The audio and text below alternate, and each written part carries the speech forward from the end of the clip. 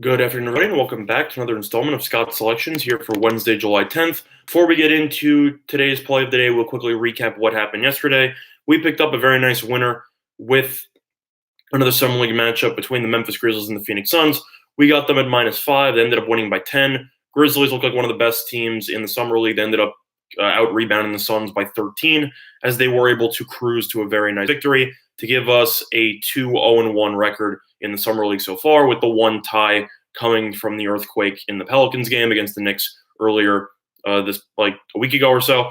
But we're actually going to dive back onto the Summer League today, as we will quickly talk about a matchup between the New Orleans Pelicans and the Cleveland Cavaliers, two teams that I've mentioned before in these videos. How's it going, Rated? Thanks for joining us. In terms of the play of the day, we like the. Let me just look at this. We like the Pelicans here, available at -5.5 at -120 at Bet Online. It's available at -6 for the most part, market wide, but at the same point, Bet Online still has it at 5.5, and I'll take the extra half point just for the sake of trying to keep one of the key numbers of 6 if there's some free throws at the end of the game. In terms of comparing both rosters, I've already mentioned. Yeah, thanks Terry, I appreciate it. It was nice to get a win. In terms of the actual rosters, I mentioned before, Cleveland, I think, has arguably the worst Summer League roster in the entire league, especially with Kevin Porter Jr. and Garland both being out for the entire Summer League. Windor did play in the team's last game against the Celtics, but we ended up having money on the Celtics anyway, and they ended up winning by 17. If you look at the Cavaliers and what they've done so far in the Summer League, they've played 3 times in the MGM Summer League, and they've played 3 times in the Salt Lake City Summer League before that. And so far in those 6 games, the Cavaliers are 1-5, and each of their losses in those 5 games have come by at least 8 points.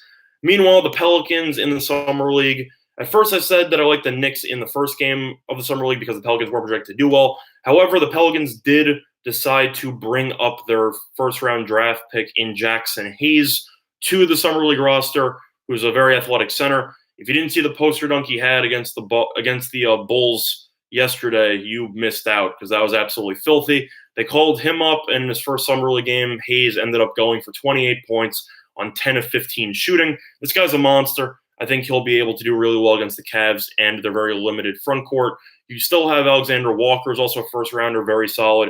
You still have Williams from TCU, who's had a pretty solid Summer League. And you also have Carr, who's done well from Penn State, who's been a pretty solid player off the bench. Overall, I just think the Pelicans have a better overall Summer League roster. I think that 5.5 is not a big enough spread. They're currently favored at 6 in most books. I think that's going to go up to at least 7 or 7.5. Cavaliers are really that bad if you've watched them play. And the Pelicans won their last game against the Bulls yesterday by 37 points. Score 109 points in a Summer League game. I could tell that your team is definitely a serious contender to win the Summer League championship.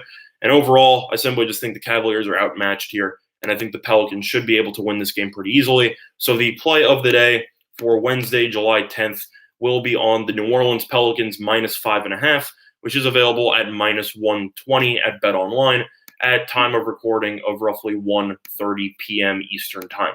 Other than that, before we conclude today's video, quick reminder of our sponsor, PointsBet, online sportsbook in New Jersey. A couple of great deals for you. Up to 2 risk-free bets up to $1,000. So if you end up betting on the Summer League a couple of times and you end up losing 2 bets, you don't have to worry about remaking your bankroll, as you will still have all your money intact, as you will get all your money back due to the fact that it's basically a house money wager. So you're just wagering for the sake of, pretty much with free play, and you get to see what happens there. But other than that, that's going to do it for this installment of Scott Selections here for Wednesday, July 10th. Good luck to all of you and your respective bets today. Bye, everyone.